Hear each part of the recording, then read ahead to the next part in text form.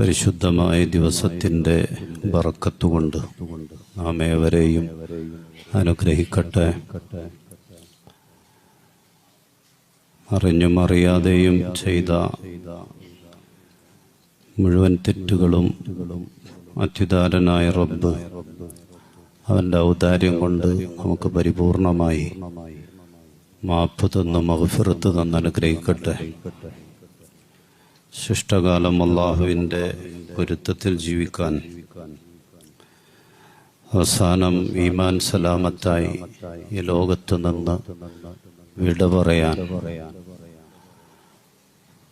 നമുക്കും നമ്മുടെ മാതാപിതാക്കൾ, ഭാര്യ, മക്കൾ, കൂട്ടുകുടുംബാദികൾ, ഉസ്താദുമാർ, ദുആ കൊണ്ട് വസിയത്ത് ചെയ്തവർ ഏവർക്കും അല്ലാഹു തൗഫീഖ് നൽകട്ടെ. രോഗബല മുസീബത്തുകളെ തൊട്ട് നമ്മെയും നമുക്ക് വേണ്ടപ്പെട്ടവരെയും അല്ലാഹു കാക്കട്ടെ. മരിച്ചുപോയവർ, കാരണവന്മാർ, തൊട്ടടുക്കൽ പള്ളിക്കാട്ടിൽ അന്ത്യവിശ്രമം കൊള്ളുന്ന മുഴുവൻ ഖബറാളികൾ, മുഅ്മിനീങ്ങൾ, മുഅ്മിനാത്തുകൾ, പ്രത്യേകം കഴിഞ്ഞ ദിവസം മരണപ്പെട്ടു പോയ സഹോദരൻ, എല്ലാവരുടെയും ഖബറുകൾ അല്ലാഹു വെളിച്ചമാക്കട്ടെ. നാളെ പരിശുദ്ധ സ്വർഗം ജന്നത്തുൽ ഫിർദൗസിൽ കൂടാൻ അവർക്കും നമുക്കും അല്ലാഹു തൗഫീഖ് നൽകട്ടെ. ആമീൻ ബിറഹ്മതിക യാ അർഹമർ റഹീമീൻ. ബഹുമാനമുള്ള സത്യവിശ്വാസികളെ, നാം കടന്നു പോകുന്നത് സഫർ മാസത്തിലൂടെയാണ്. ഹിജ്റ വർഷ കലണ്ടറിലെ രണ്ടാമത്തെ മാസമാണ് സഫർ മാസം. മുഹറം മാസം കഴിഞ്ഞ് നമ്മിലേക്ക് കടന്നു വന്ന അറബി മാസമാണ് സഫർ മാസം. അല്ലാഹുവിൻ്റെ റസൂലിനെ സംബന്ധിച്ചിടത്തോളം സഫർ മാസം എന്നുള്ളത് മറ്റു മാസങ്ങളെപ്പോലെ തന്നെ ഒരു സാധാരണ മാസമായിരുന്നു. മറ്റു മാസങ്ങളിൽ അള്ളാഹിൻ്റെ ഹബീബ് തൻ്റെ ജീവിതത്തിൻ്റെ, കുടുംബത്തിൻ്റെ അല്ലെങ്കിൽ മറ്റ് സഹാബത്തുമായി ബന്ധപ്പെട്ട സാമൂഹിക, രാഷ്ട്രീയ, സൈനിക മേഖലകളിൽ ബന്ധപ്പെട്ടിരുന്നതുപോലെ തന്നെ സഫർ മാസത്തിലും അള്ളാഹിൻ്റെ റസൂൽ ആ നിലക്ക് സജീവമായിരുന്നു എന്നാണ്. ഗസ്വത്തുൽ അബ്വാ എന്ന പേരിൽ അറിയപ്പെടുന്ന പരിശുദ്ധമായ ഇസ്ലാമിൽ ഒരു ചരിത്ര സംഭവമുണ്ട്. അബ്വാ യുദ്ധം എന്നാണ് ആ വാക്കിന്റെ അർത്ഥം. ബദർ യുദ്ധം നടക്കുന്നതിന് മുമ്പ് അള്ളാഹുവിന്റെ റസൂൽ സല്ലല്ലാഹു അലൈഹി വസല്ലമ തങ്ങൾ നേതൃത്വം കൊടുത്ത ഒരു സൈനിക നീക്കമാണത്. മദീനയുടെ ബോർഡറിൽ ചില ഖുറൈശി സംഘങ്ങളെ തടയാനും മദീനയുടെ അതിർത്തി അത് സുരക്ഷിതമാണ് എന്നുറപ്പാക്കാനും അതിനുവേണ്ടി റസൂലുള്ളാഹി സ്വല്ലല്ലാഹു അലൈഹി വസല്ലമ തങ്ങൾ കുറച്ച് മുഹാജിറുകളായ സഹാബത്തിനോടൊപ്പം നടത്തിയ ഒരു സൈനിക നീക്കമാണ്. പക്ഷേ അതൊരു യുദ്ധത്തിലേക്കെത്താതെ, യുദ്ധം ചെയ്യാതെ തന്നെ പ്രശ്നങ്ങൾ പരിഹരിക്കപ്പെട്ടു എന്നാണ്. ബനൂ ലംറ എന്നു പേരുള്ള ആ ഭാഗത്തുള്ള ഒരു ഗോത്രവുമായി അനുരഞ്ജന ചർച്ചകൾ നടത്തുകയും പ്രശ്നം സമാധാനപരമായി പരിഹരിക്കപ്പെടുകയും ചെയ്തു എന്നാണ്. അള്ളാന്റെ റസൂലിന്റെ ജീവിതത്തിൽ, ബദർ യുദ്ധത്തിനു മുമ്പ് റസൂലിന്റെ ജീവിതത്തിൽ റസൂൽ നടത്തിയ ആദ്യത്തെ സൈനിക നീക്കം അത് സഫർ മാസത്തിലാണ് അള്ളാന്റെ റസൂൽ നിർവഹിച്ചത്. അത് സഫർ മാസത്തിലായിരുന്നു. അത് വിജയിക്കുകയും ചെയ്തിട്ടുണ്ട്. അബ്ദുല്ലാഹിബ്നു ജഹ്ഷ് റളിയല്ലാഹു തആല അൻഹുവിന്റെ നേതൃത്വത്തിൽ ഒരു സൈന്യത്തെ അള്ളാന്റെ റസൂൽ യാത്രയാക്കിയിട്ടുണ്ട് യുദ്ധത്തിന് വേണ്ടി. അതും സഫർ മാസത്തിൽ തന്നെയായിരുന്നു എന്നാണ്. അബ്ദുല്ലാഹിബ്നു ജഹ്ഷ് റളിയല്ലാഹു തആല അൻഹുവിന്റെ നേതൃത്വത്തിൽ റസൂല് മക്കയിൽ നിന്ന് മദീനയിലേക്ക് ഹിജ്റ പോകുന്നതിനു വേണ്ടിയുള്ള എല്ലാ തയ്യാറെടുപ്പുകളും നടത്തിയത് സഫർ മാസത്തിലാണ്. സഫർ മാസത്തിലാണ് പരിശുദ്ധമായ ഹിജ്റക്ക് വേണ്ടിയുള്ള എല്ലാ തയ്യാറെടുപ്പുകളും അള്ളാന്റെ റസൂല് നിർവഹിച്ചത്. റസൂല് വഫാത്താകുന്നതിന് തൊട്ടു മുമ്പുള്ള മാസം റബീഉൽ അവ്വൽ മാസത്തിലാണ് റസൂല് വഫാത്താകുന്നത്. അതിന് തൊട്ടു മുമ്പുള്ള മാസം സഫർ മാസമാണ്. ആ സഫർ മാസത്തിലാണ് റോമാ സാമ്രാജ്യവുമായിട്ടുള്ള ഒരു യുദ്ധത്തിന് ഉസാമത്ത് ബിൻ സയ്യിദ് റളിയല്ലാഹു തആല അൻഹുവിന്റെ നേതൃത്വത്തിൽ അള്ളാന്റെ റസൂൽ ഒരു സൈന്യത്തെ യാത്രയാക്കിയത്. വഫാത്താകുന്നതിന് തൊട്ടു മുമ്പുള്ള സഫർ മാസത്തിലാണ് ഉസാമത്ത് ബിൻ സയ്യിദ് റളിയല്ലാഹു തആല അൻഹുവിന്റെ നേതൃത്വത്തിൽ. മുത്തുനബിയെ സംബന്ധിച്ചിടത്തോളം സഫർ മാസം എന്നുള്ളത് മറ്റു മാസങ്ങളെ പോലെ ഒരു സാധാരണ മാസമാണ്.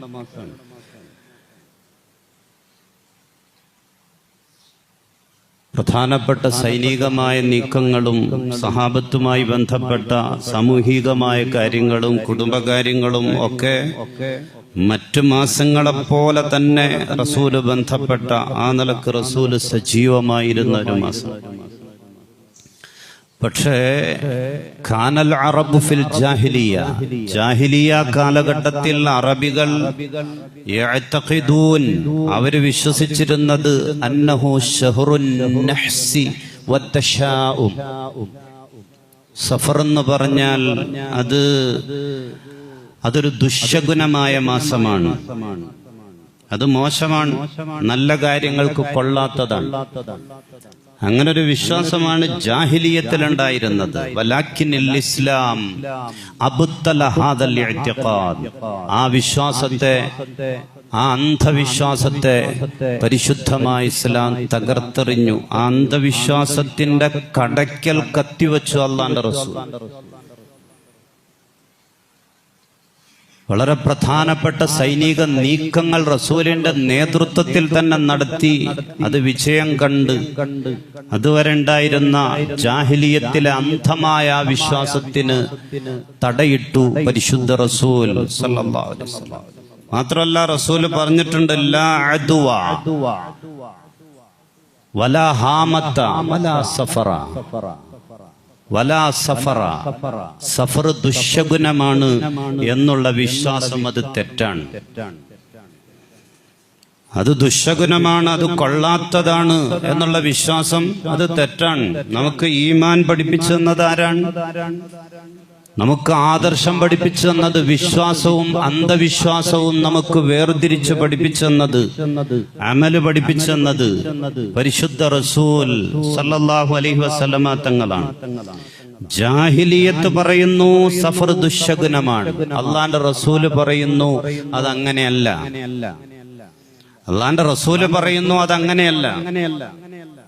ചില കാര്യങ്ങൾ തിരുത്താൻ നമ്മിൽ ചിലർക്ക് പലപ്പോഴും സാധിക്കുന്നില്ല എന്ന് തോന്നിപ്പോകുന്നു. ചില ശീലങ്ങൾ അല്ലെങ്കിൽ ചില വിശ്വാസങ്ങൾ, ചില കാഴ്ചപ്പാടുകൾ പഴയ കാലഘട്ടം മുതൽ നാം പുലർത്തി വരുന്ന അത്തരം ചില കാര്യങ്ങൾ അത് തിരുത്താൻ പലപ്പോഴും ചിലർക്ക് സാധിക്കാറില്ല. അന്നത്തെ ജുമുഅക്ക് ഈ വർത്തമാനം കേട്ട് ഏതെങ്കിലും ഒരു വിവാഹ നിശ്ചയ സദസ്സിൽ നമ്മൾ ഇന്ന് പങ്കെടുത്താൽ അവിടെ നടക്കുന്ന ചർച്ചക്കിടയിലും നമ്മിൽ ചിലര് ചിലപ്പോ പറഞ്ഞേക്കും എന്നാലും ആ സഫറങ്ങ് കഴിയട്ടെ, എന്നാലും അതങ്ങട് കഴിയട്ടെ എന്ന് പറഞ്ഞേക്കും. മയ്യത്ത് നിസ്കാരത്തില് തക്ബീറുകൾ പതിയാണ് മഅ്മൂമീങ്ങൾ ചൊല്ലേണ്ടത് എന്ന് ഇമാമിൽ നിന്ന് കേട്ടിട്ട് തക്ബീർ ചൊല്ലുമ്പോ നമ്മിൽ പലരും അല്ലെങ്കിൽ ചിലർ ഉറക്കെ തക്ബീർ ചൊല്ലും. അതൊരു ശീലമായി പോയേക്കാണ്. മയ്യത്ത് നിസ്കാരത്തിൽ മറ്റ് നിസ്കാരങ്ങളെ പോലെയാണ് തക്ബീർ പതിയെ ചൊല്ലാവൂ എന്ന് കേട്ട് നമ്മൾ അല്ലാഹു അക്ബർ തക്ബീർ ചൊല്ലുന്നത് മഅ്മൂമീങ്ങൾ ചിലർ അതൊരു കൂട്ടമായി വലിയൊരു ശബ്ദമായി പോകുന്ന നിലക്ക് അധികം പേർ അത് ഉറക്കെ തന്നെ ചൊല്ലാണ് ഇത് കേട്ടിട്ടും. ചില ശീലങ്ങൾ, ചില കാഴ്ചപ്പാടുകൾ, ചില അന്ധമായ കാഴ്ചപ്പാടുകൾ അത് മുസ്ലിം മാറ്റിയേ തീരൂ. നമ്മൾ വിശ്വസിക്കുന്നുണ്ട്, നമ്മൾ വിശ്വാസിയാകണം, അന്ധവിശ്വാസിയാകരുത്. അൽ ഐനു ഹഖ്ഖുൻ, കണ്ണേർ സത്യമാണ്, അത് നമ്മുടെ വിശ്വാസം. കണ്ണേർ സത്യമാണ്. ഇസ്തർഖൂ ബിഹാ ഫഇന്ന ബിഹൻ നദറ. ആ പെങ്കൊച്ചിന് കണ്ണേർ ബാധിച്ചിട്ടുണ്ട്, അതുകൊണ്ട് നിങ്ങൾ അവളെ മന്ത്രിക്ക്. അള്ളാന്റെ റസൂൽ സല്ലല്ലാഹു അലൈഹി വസല്ലം. ഇത് രണ്ടും നമ്മുടെ വിശ്വാസമാണ്. കണ്ണേർ എന്നുള്ളത് അതും വിശ്വാസമാണ്, അതിനുള്ള ചികിത്സ മന്ത്രമാണ്, ആത്മീയ ചികിത്സയാണ്. ഇത് രണ്ടും നമ്മുടെ വിശ്വാസമാണ്.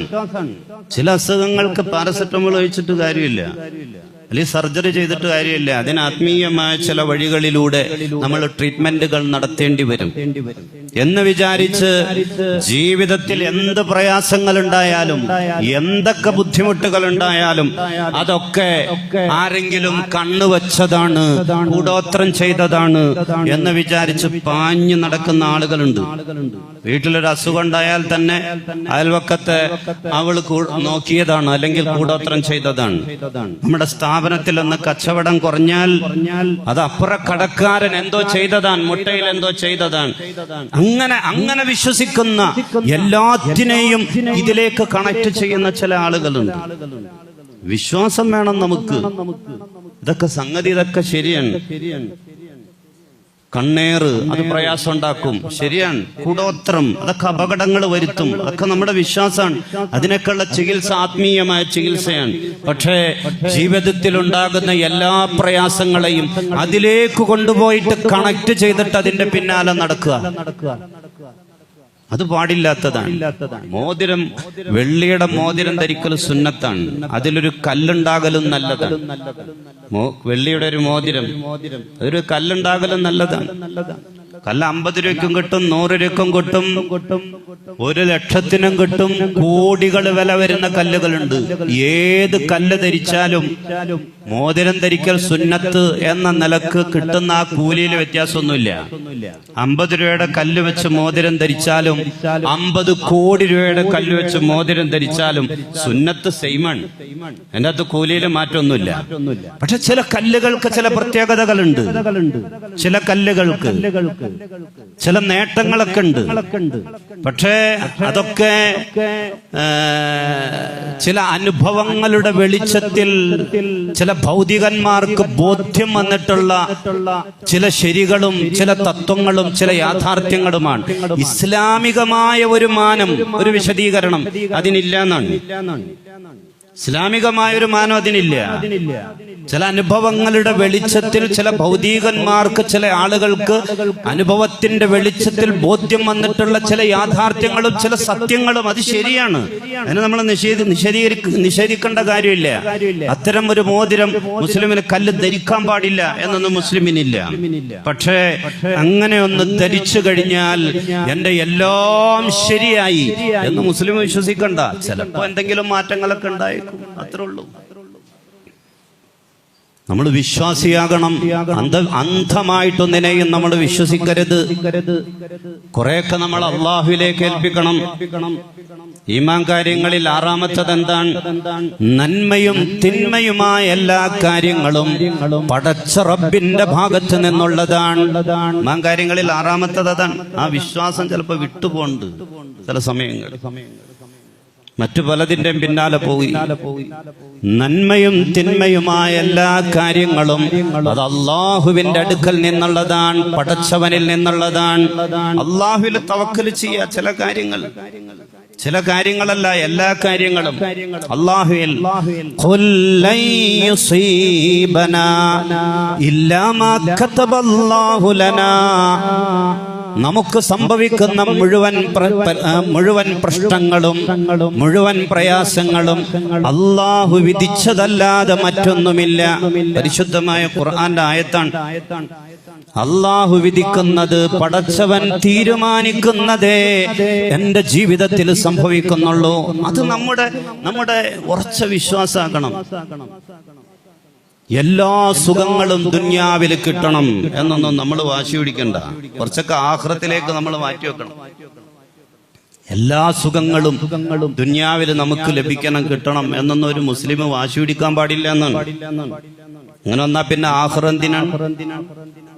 ഫലസ്തീനിലെ പാവപ്പെട്ട മക്കള് വിശന്ന് പിടഞ്ഞ് മരിച്ചുകൊണ്ടിരിക്കുകയാണ്. അവരുടെ ബോർഡറിന്റെ വെളിയിൽ കിലോമീറ്ററുകൾ അപ്പുറേ ധാരാളം ഭക്ഷണ ട്രക്കുകൾ കെട്ടിക്കിടക്കുന്നുണ്ട്. ഇസ്രയേലികൾ ഉള്ളിലേക്ക് കടത്തിവിടുന്നില്ല. ധാരാളം ഭക്ഷണ ട്രക്കുകളുണ്ട്, ഉള്ളിലേക്ക് കടത്തിവിടുന്നില്ല. വല്ലപ്പോഴും ഒന്നോ രണ്ടോ ഒക്കെ. ഇവിടെ പാവപ്പെട്ട മക്കള് എല്ലും തോലുമായിട്ട് ഭക്ഷണം ഇല്ലാതെ ഓരോരുത്തരായിട്ട് വിശന്ന് പെടഞ്ഞ് മരിച്ചുകൊണ്ടിരിക്കുകയാണ്. അവരെ സംബന്ധിച്ചിടത്തോളം ദുനിയാവിൽ നമുക്ക് ഭക്ഷണമോ സന്തോഷമോ അല്ലാഹു നമുക്ക് തന്നിട്ടില്ലെങ്കിലും എല്ലാം ആഖിറത്തിലേക്ക് പടച്ചവൻ മാറ്റിവച്ചിരിക്കുകയാണ് എന്നുള്ള ഈമാനും ഒരു തവക്കുലും അതിലാണ് അവർ ജീവിക്കുന്നത്. അവരുടെ അവസ്ഥ ഗസയിലെ പാവപ്പെട്ട മക്കളുടെ പട്ടിണി വാർത്ത കേട്ടിട്ട് ഈജിപ്തിൽ നിന്നുള്ള ഒരു സാമൂഹിക പ്രവർത്തക, ഈജിപ്തിൽ നിന്നുള്ള സാറ അൽ അഖാരി എന്ന പേരുള്ള ഒരു സാമൂഹിക പ്രവർത്തക, അവർ കുറച്ച് ധാന്യങ്ങൾ ഒരു കുപ്പിയിൽ പ്ലാസ്റ്റിക് ബോട്ടിലിൽ ഭദ്രമായി അടച്ചിട്ട് തന്റെ പേരും ഫോൺ നമ്പറും അതിലൊരു കുറിപ്പിൽ എഴുതി വച്ചിട്ട് ഈജിപ്ഷ്യൻ കടൽ തീരത്ത് നിന്ന് കടലിലേക്ക് വലിച്ചെറിഞ്ഞു, ഗസയിലേക്ക്. 3 ദിവസം കഴിഞ്ഞപ്പോ ഗസയിൽ നിന്ന് മെസ്സേജ് വന്നു എന്നാണ്, അതിവിടെ കിട്ടി എന്നും പറഞ്ഞ്. ആ അവസ്ഥയാണ്. ഉള്ളിലേക്ക് ഭക്ഷണം എത്തിക്കാൻ ഇസ്രായേൽ സമ്മതിക്കുന്നില്ല. പക്ഷേ എല്ലാം അല്ലാഹുവിൽ ഏൽപ്പിച്ചിട്ട് അവർ കഴിഞ്ഞുകൂടുകയാണ്, മരിച്ചു വീഴാണ്. നമ്മയൊക്കെ സംബന്ധിച്ചിടത്തോളം ദുന്യാവിലെ സ്വർഗമാണ് നമ്മളൊക്കെ ജീവിക്കുന്ന നമ്മുടെ നാട്, സാഹചര്യം എന്നൊക്കെ പറഞ്ഞാൽ അത് ദുന്യാവിലെ സ്വർഗാണ്. എന്നിട്ടും നമുക്ക് പരിഭവമാണ്, എന്നിട്ടും കിട്ടാത്ത സുഖങ്ങളെ പറ്റിയുള്ള ആവലാതിയിലാണ് നമ്മൾ. ഞാൻ പറഞ്ഞില്ലേ, എല്ലാ സുഖങ്ങളും ദുന്യാവില് വേണം എന്നൊന്നും നമ്മൾ വാശി പിടിക്കണ്ട. അള്ളാഹുവിലേക്ക് ഏൽപ്പിക്കുക. കുറെ നല്ല എല്ലാം ജീവിതത്തിൽ വരുന്ന പ്രയാസങ്ങളും പ്രതിസന്ധികൾ അള്ളാഹുവിലേക്ക് ഏൽപ്പിക്കുക. പടച്ചവനിൽ തവക്കൽ ചെയ്യുക. അന്ധമായ കാഴ്ചപ്പാടുകൾ അതിൽ നിന്ന് മാറി നിൽക്കുക. യഥാർത്ഥ വിശ്വാസിയാകുക. ആഖിറത്തിന് വേണ്ടി നമ്മൾ കാത്തിരിക്കുക. അല്ലാഹു സുബ്ഹാനഹു വ തആല നമുക്ക് തൗഫീഖ് നൽകട്ടെ. യഥാർത്ഥ മുഅ്മിനായി തഖ്വയോടെ, ഈമാനോടെ, തവക്കുലോടെ ജീവിച്ച് മരിക്കാനുള്ള മഹാസൗഭാഗ്യം തന്ന അല്ലാഹു നമ്മെ അനുഗ്രഹിക്കട്ടെ. ലോക മുസ്ലിമീങ്ങൾ അല്ലാഹു ഇസ്സത്തിലാക്കട്ടെ. പ്രത്യേകം ഫലസ്തീനിലെ പാവപ്പെട്ട നമ്മുടെ സഹോദരങ്ങൾ, സഹോദരിമാർ, കുഞ്ഞുമക്കൾ അല്ലാഹു അവരെ സഹായിക്കട്ടെ. അവന്റെ ഏറ്റവും വലിയ റഹ്മത്ത് കൊണ്ട്, അവന്റെ ഏറ്റവും വലിയ ഔദാര്യം കൊണ്ട് പടച്ച റബ്ബ് അവരെ സംരക്ഷിക്കട്ടെ. ആമീൻ ബിറഹ്മതിക യാ അർഹമർ റഹീമീൻ. വൽഹംദുലില്ലാഹി.